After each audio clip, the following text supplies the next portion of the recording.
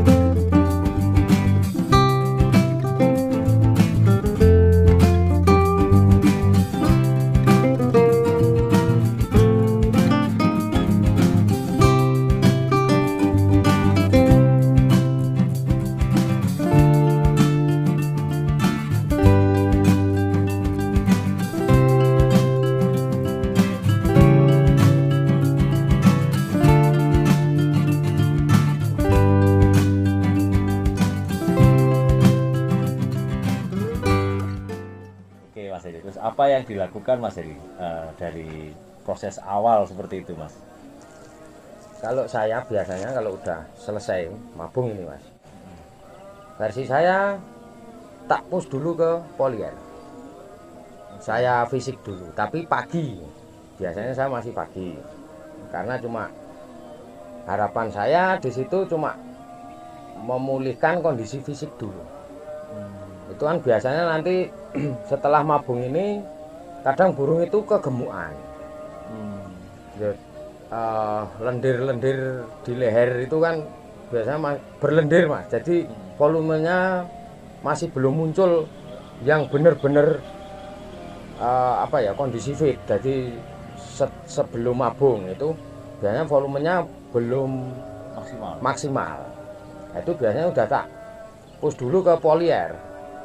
Tak polier tapi masih pagi, jadi belum kena sinar banget gitu ya. Jadi tak polier sak kuatnya burung dulu. Di polier itu dipus, Mas? Dipus itu biasanya, Mas, biasanya itu antara 150 kali 1, 2, 3, 4 gitu. Dengan polier saya yang 3 meter itu biasanya baru 150 sampai 200-an. Kadang kalau burung-burung yang bener-bener kemarin udah pegangan saya agak lumayan lama itu, Mas, itu udah kuat, antara 250 itu juga udah kuat itu. Itu biasanya awal-awal gitu. Nah itu nyampe berapa? Nyampe upama sak kuatnya ini baru 200 upama. 200 ini udah selesai, udah, Mas, saya masukin lagi kurungan. Udah rawat harian lagi, EF-nya udah 55 lagi kan gitu. Nah, setelah gitu besok selang hari, entah itu 2 hari lagi, tak push lagi, Mas, ke polier lagi. Nah, tak push lagi ke polier. Biasanya udah nambah, Mas, kekuatannya terbang ini tadi. Antara kemarin umpama aja baru 150 kali umpama. Besok itu polier yang kedua ini kok bisa udah sekitar 250 kali umpama. Udah habis gitu masuk lagi kurungan. Nanti setelah 2 hari lagi tak polier lagi, Mas. Itu biasanya udah nambah antara ke 300 lebih lah gitu. Lah, upama kadang ada teman-teman tanya itu ke saya, Mas Heri itu standarnya kalau mau ngeluarin burung dari bulu baru ini mau ke gantangan itu biasanya apa ya, tandanya apa sih gitu kan. Tanda kalau burung ini sudah bisa kita bawa ke Gantangan gitu ya, udah berani nyoba lah gitu. Oke. Itu biasanya saya gini Mas Agus, kalau di Polier itu saya punya standar itu kalau udah kuat sekitar 350 terbang itu baru saya persiapan ke gantangan itu. Tapi kalau sebelum ke 350 ini saya biasanya belum tak persiapin mau nyoba ke gantangan itu biasanya nanti seminggu aja biasanya Pak. Biasanya kalau memang burung-burung yang bener terbangnya kuat itu biasanya udah pulih lagi. Nah, ini Mas Heri yang jadi pertanyaan. Saat kita ngepus burung di Polier tadi, di kandang kumbaran tadi, apa tidak membuat burung itu menjadi takut dengan kita? Karena kan kita harus ngusir burung ini dari sisi yang sini ke sana. Itu apa burung jadi nggak takut dengan kita gitu Mas Heri? Ini kalau saya pribadi Mas Agus, pegang-pegangan saya burung-burung yang pernah tak garap itu. Jadi saya itu udah biasa dengan habis dipus ini nggak bunyi sampai sore, kadang ada yang sampai besok. Tapi banyak teman-teman itu takut burungnya jadi nggak bunyi itu, takut. Tapi kalau saya enggak gitu, karena kalau buat saya gini, kalau bunyiin burung itu dikasih makan yang enak nanti insya Allah langsung bunyi gitu, gampangnya gitu. Kalau cuma mau bunyiin burung. Tapi makanya saya nggak ngejar untuk bunyi di rumah, nggak terlalu tak bikin jadi pikiran yang berat-berat Mas. Wah burungnya sampai nggak bunyi, itu nggak terlalu tak pikirkan. Nah, tapi karena sudah kebiasaan ini Mas, biasanya pagi tak Polier itu sore udah bunyi, karena kebiasaan itu. Tapi ada teman-teman juga yang nemuin nanti sampai beberapa hari itu nggak bunyi. Nah, itu kan perlu tahu apa ya, burung ini dulunya gimana. Itu kan kita juga tahu sejarahnya kan harus tahu juga kan gitu. Kalau burung-burung baru Mas, upama ini beli baru, memang upama saya dapat dari pasar upama, yang kita nggak bisa tahu sejarahnya burung itu upama itu, saya tetap nekat Mas. Itu saya tapi kadang saya juga pesan sama teman-teman, kalau situ upama nggak punya nyali jangan dicoba kan gitu. Ini karena harus nyali bener-bener nyali Mas. Hanya untuk kaum pemberani. Karena memang nanti biasanya 2 hari nggak bunyi aja orang udah pusing. Ini burungku jadi nggak bunyi. Itu saya sering nemuin teman-teman kayak gitu tuh. Tapi kalau buat saya alah tak biarin. Gitu. Maksudnya begini. Supaya burung tidak membenci kita itu loh Mas Heri. Kita kan juga ngepusnya itu nggak mungkin dengan penuh kebencian yo. Ya. Ini kan melatih kan. Melatih. Tapi supaya burung itu tahu maksud kita itu adalah melatih. Burung itu juga tidak memusuhi kita. Karena ada yang terjadi kalau ada pemiliknya itu si burung nggak mau bunyi. Kalau ada yang pernah menyakiti kadang-kadang burung itu ingat ya. Terus dia nggak mau bunyi di lapangan. Seperti itu. Nah, ada cara-cara atau trik-trik khusus Mas Heri ngepus burung ini, kemudian di lapangan juga nyetel, ya, malah gantang sendiri kadang-kadang dan burungnya kerja. Itu yang jadi pertanyaan saya loh Mas. Bagaimana sih caranya ngemong burung ini hatinya, ngemong hatinya burung ini agar burung itu tidak takut dengan kita dengan model Polier yang seperti itu. Ini kadang juga sulit ya Mas Agus ya, karena kadang kita juga ada sisi harus keras sama burung ini, kan gitu. Tapi juga ada sisi lain kita harus lembut, ya kan.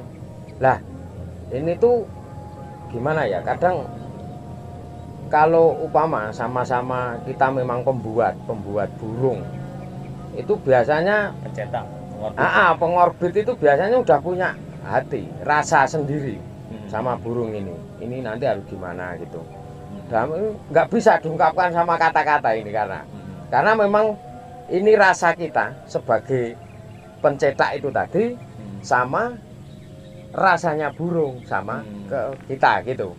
Nah, makanya saya kadang gini Mas Agus, kadang habis tak post gitu, kadang tak tambahi jangkrik, tak tambahi EF, entah itu 1 biji atau 2 biji.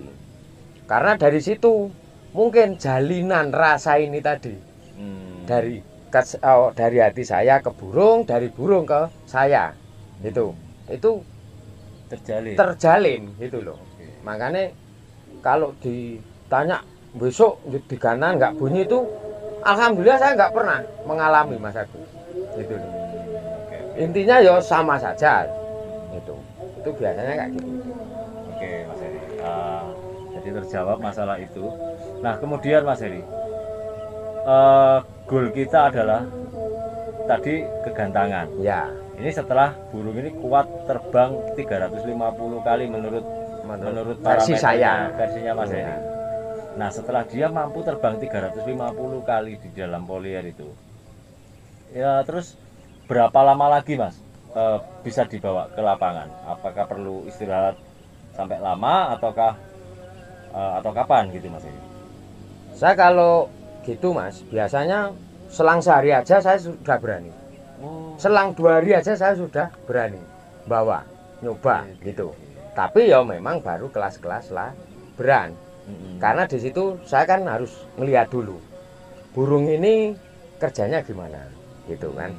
Biasanya untuk untuk materi itu Mas yang keluar untuk awal-awal itu belum keluar seperti semula, dalam arti seperti sebelum dia mabung Mas. Pas masa-masa jayanya umpama kalau di atas itu bisa ngeluarin cililin, kenari, perenjak betina umpama, gerija umpama. Ini paling baru kenari sama cililin umpama aja gitu. Nah itu nanti cuma kadar seringnya dia dilatih kegantangan. Itu nanti keluar lagi sendiri gitu. Oke Mas Heri. Nah, kadang ada teman Mas Agus, ada teman ini gini, ada pertanyaan ke saya itu, Mas kok burungku mure itu lagunya hilang? Lagu andalannya? Iya, pokoknya lagu-lagu andalan-andalan itu kok hilang, materinya itu kok hilang Mas. Saya jawab itu nggak hilang. Orang aja pakai lupa kok. Itu bahasa saya, tapi nggak hilang. Itu. Jadi nanti kalau dia upama di gantangan apa di rumah itu denger itu lagi Mas, itu pulih lagi. Karena saya punya pemikiran, punya kesimpulan itu kalau di ocehan itu lagu itu nggak bakal hilang, tapi semakin bertambah dengan bertambahnya usia, bertambahnya pengalaman dan pemasteran Mas. Nah pemasteran ini semakin bertambah. Jadi kadang lagu-lagu yang dia habis dengar, nah, itu lagu lama ini kadang nggak muncul dulu. Nah, tapi setelah nanti digantar kok keluar lagi. Sebelum berangkat ke gantangan, apa yang kita lakukan dengan burung ini Mas? Kalau saya biasanya mencoba settingan terendah Mas Agus. Untuk nyeting kegantangan itu settingan terendah. Settingan terendah itu buat saya apa sih? Kadang saya cuma itu jangkrik saya nggak pernah ganti Mas Agung. Saya memang cuma pakai jangkrik kalung itu tadi. Jangkrik Jawa itu ya. Jawa ya itu tak kasih sak kuatnya dia makan tadi. Selama saya punya waktu upama main jam 3 itu sampai jam 12 siang. Itu sekuatnya berapa? Ya kayak kemarin kita ngulas Venom kemarin. Oke. Pagi 7, selang 1,5 jam apa 2 jam tak turunin, tak kasih 7 lagi, tak centenin lagi. Habis gitu selang lagi 1,5 jam 2 jam tak kasih 7 lagi. Lah kekuatannya sampai berapa? Kalau standar saya biar nanti di atas itu tenaga itu enggak habis. Oke. Itu mure itu sebelum gantang itu minimal itu. Makan itu sekitar 15 sampai 16. Itu minimal, Mas. Oke. Biji ekor jangkrik itu tadi. Jadi 15 sampai 18 ekor jangkrik itu insya Allah nanti di gantangan itu dia udah nggak kehabisan tenaga. Untuk tenaga kan gitu. Oke. Nah, untuk ngeluarin materi baru habis jam 12, upama main jam 3, habis jam 12 baru kroto masuk. Satu cepuk tadi itu. Satu cepuk tadi. Karena kenapa kok pakai selang jam, pakai hitungan waktu? Itu buat saya nanti setelah makan dia sekitar 2 jam. Itu makan kroto itu sampai tak bawa ke gantangan itu biasanya teriak-teriak, Mas. Dengar burung lawan ini kan teriak-teriak. Sebelum naik ini dia udah nyepah. Nyepah itu mengeluarkan sisa makanan. Sisa makanan. Nah, itu nyepah. Biasanya pengalaman saya itu kalau burung sudah nyepah di gantang, sebelum gantang, itu nanti di atas gantangan itu dari itu materi, dari volume lebih, Mas, ketimbang sebelum dia nyepah. Itu materi lebih, volume juga lebih kencang, materi ngeluarin juga lebih enak, ya volumenya lebih kencang gitu. Sepengalaman saya kayak gitu itu. Oke Mas. Baru setelah itu kita evaluasi lagi kerjanya kurang Gimana? Nah gitu. Nanti upama biasanya, Mas, untuk burung-burung awal gantang sehabis mabung ini, biasanya kesimpulannya itu untuk materi masih agak kurang. Biasanya ini. Oke. Biasanya gitu. Masih upama baru ngeluarin ya itu tadi upama ini cililin tok apa kena sama kenari, cuma gitu aja dulu. Mainnya belum sebagus pas fit kemarin gitu ya. Sebelum mabung. Biasanya gitu. Nah, nanti di situ kita evaluasi kira-kira yang kurang apa ini. Oh, kadar kencengnya kurang. Umpama gitu. Kadar birainya masih agak kurang. Gitu. Nah, nanti biasanya saya maju, Mas. Maju ke upama nyoba pertama itu tadi saya persiapin cuma sehari aja. Oke. Itu maju ke 2 hari. Berarti H-2. H-2 kayak gitu. Oke. Itu nanti gimana? Biasanya saya udah full krodong. Udah full krodong, EF udah naik. Upama harian 5 udah saya kasih 7. Nanti siang tak colok kroto dikit. Hari H-2 ini. Baru sore lagi tak kasih 7 lagi. Nanti malamnya mandi. Malam mandi. Habis mandi kayak Venom kemarin, Mas. Tak kasih 7 lagi. Udah habis makan selesai, tak krodong, tak suruh istirahat. Besok pagi ketemu pagi udah. Itu lagi gojol lagi. Setelah jam 12 sama lagi masuk kroto kayak gitu, coba lagi. Ini nanti evaluasi lagi.